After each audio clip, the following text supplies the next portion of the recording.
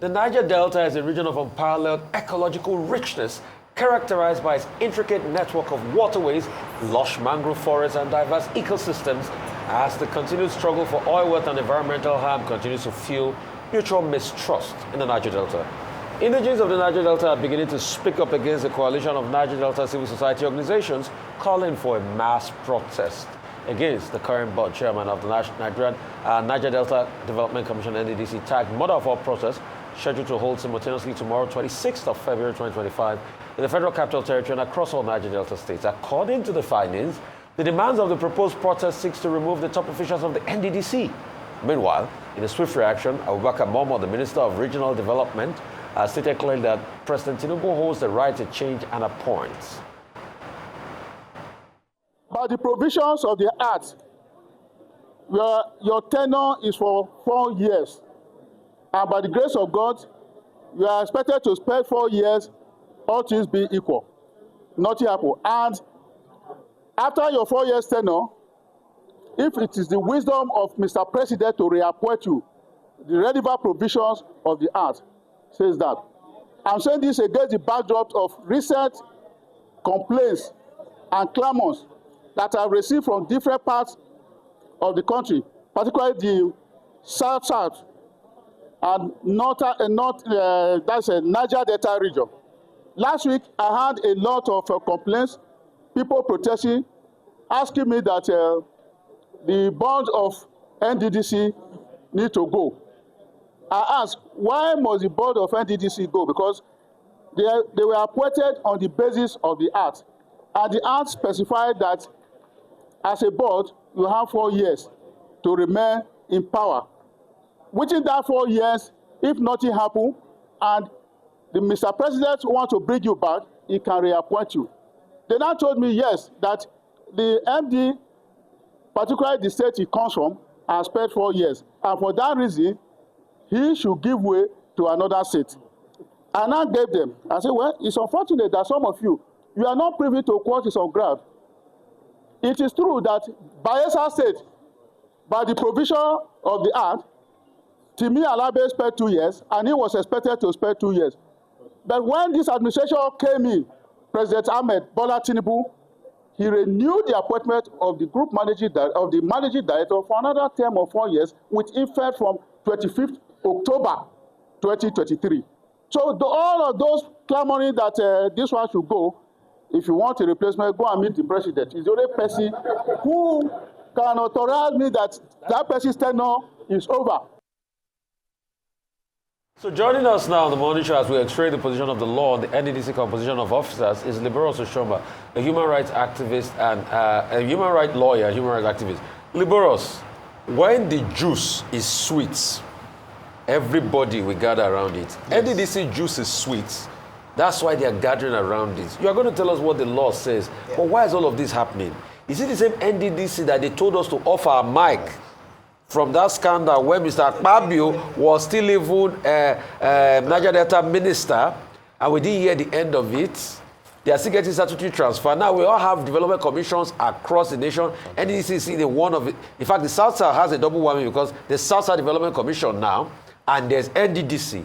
So this sweet nectar, everybody want to patch on. Tell us more. Yeah, you find out that the question you will ask is this mother of all protest about development, or is it chop I chop? Tell us. And so I will tell you from your question and then from the off your mic, and right from inception, since NDDC was established in the year 2000, and that's 25 years now. And do you know, if you ordinarily, by virtue of the act, the board is supposed to be for a term of 4 years and then renewable for another 4 years. So for 25 years, you would expect that you would have like maybe 5 board maximum or 6 board. But as I speak to you, NDDC had about 16 chairmen since inception and 9 MDs, 1 sole administrator. So it is about chop I chop. And what is the argument? The argument is that, oh, if you put Timi Alaibe's tenure and put some other Bayesa's, what's this other man's name, 2 months here, 3 months there, and then you add this current MD, and that that will make 4 years. So a Bayelsa man has stayed for 4 years. So let him go. Let somebody else come. And you would ask, has this so-called coalition, I'm from the Niger Delta. Yeah. You know, we all grew up in the Niger Delta. And this so-called coalition, have you ever heard them protest the degradation, the state of the bad infrastructure in Niger Delta? None. But it's about appointment and chop by chop. And that's why you hear, anytime you hear NDDC, the first thing that comes to mind is, we hope it's not about a corruption scandal. But for a long time now, you've not heard that about NDDC. And so, you now look at section 12 of the Act. Please permit me to read section 12. There shall be for the commission a managing director and 2 executives who shall be indigenes of oil-producing areas, starting with the member states of the commission with the highest production quantum of oil, and shall rotate among member states in the order of production. And that's appointment of managing director. So the question is, the current managing director, is he from oil-producing area? Is from Bayelsa State. And so, has it served out his tenure? He's just been appointed. They just inaugurated the board.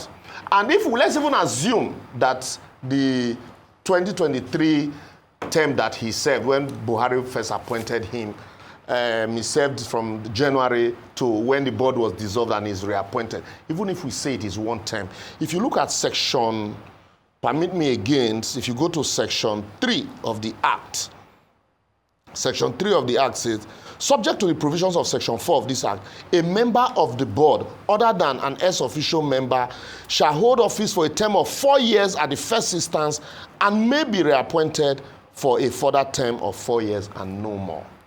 And what is that section 3 of this law says? So what does section 4 says? The office of the chairman shall rotate among the member states of the commission in the following alphabetical order: Abia, Akwa Ibom. You see the chop arrangement. So you don't chop small, let another man come on. So if the president is the appointer, and the president has exercised, that's what the Minister for Regional Development is saying, and the president has exercised that power. So, and then you now have some people saying, no, before the expiration of that tenure, let these persons go. Let's bring another person. How then do you want to develop that region without stability? Because without stability, it will be difficult for, that's why till date, it's been difficult to even have a master plan for the Niger Delta, because right from the time of Timi Alaibe, they've been grappling with master plans. So this time, this board will come. As soon as they are trying to settle down, there will be allegations of corruptions and all of that. That one will go. And at a point, there was no board. We now started talking about forensic audit. Forensic audit, even those that were brought to come and do forensic audit ended up becoming the forensic, those that should be audited forensically. So all of these issues really, my worry is, why don't we protest over things that should bring development instead of this chop arrangement? I agree with you that the concern should be more about what's in it for the people as opposed to who is there. But it's still important in the spirit of fairness because that's the way we run things in Nigeria. And as you read from the Constitution, it is actually a provision. Yes. So let us break down this from oil-producing area. You know, there's that contention between area and I think maybe community, I can't remember now.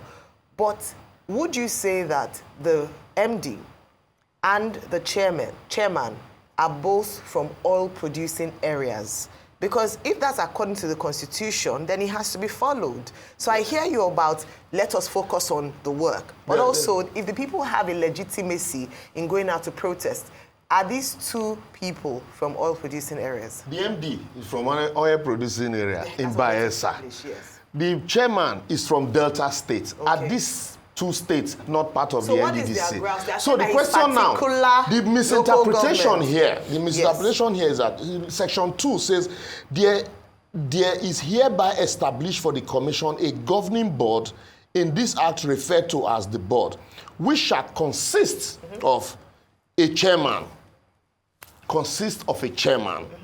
Then paragraph B says, one person who shall be an indigene of an oil-producing area to represent each of the following member states.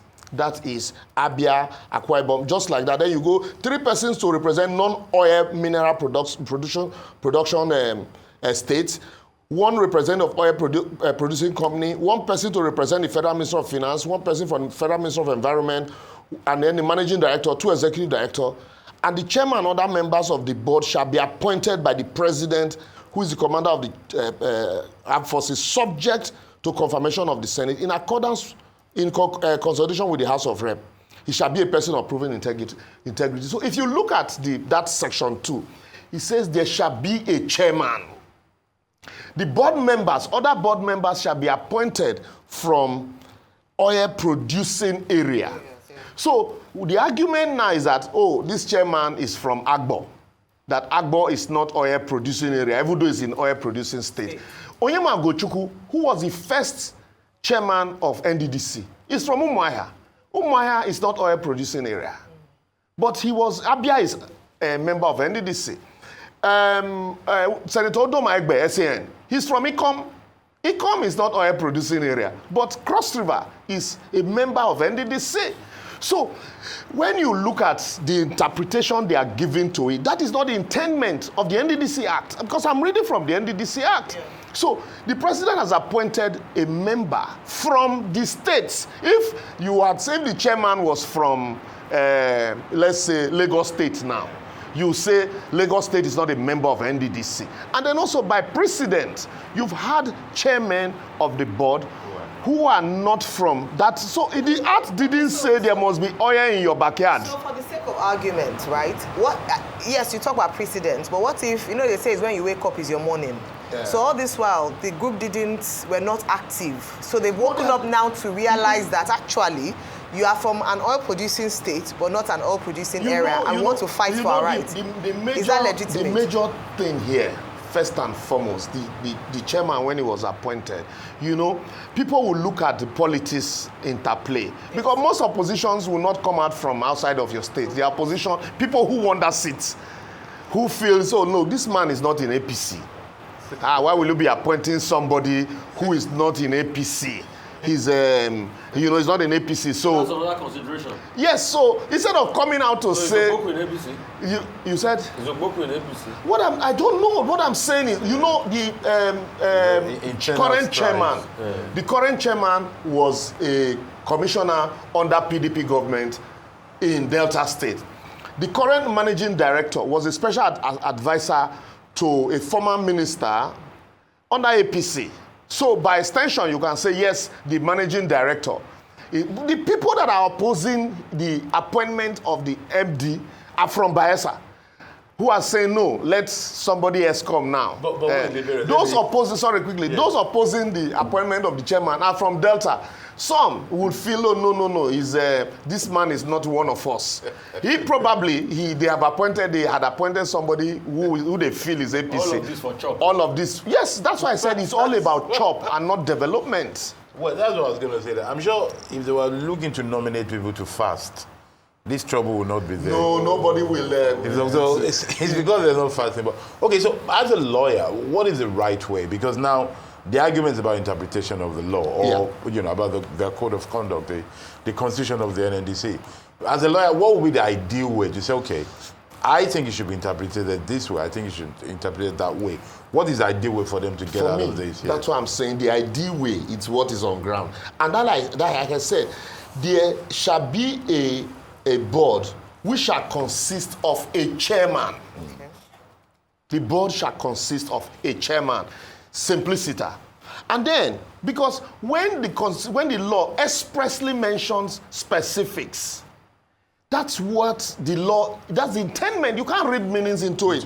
It says shall be a chairman. And then it now goes further to say... Because there was a list. Yes, it now goes... Because even in that board, there are people who are from states, non-oil producing states, who are representing, those other non-oil producing states on the board. So, if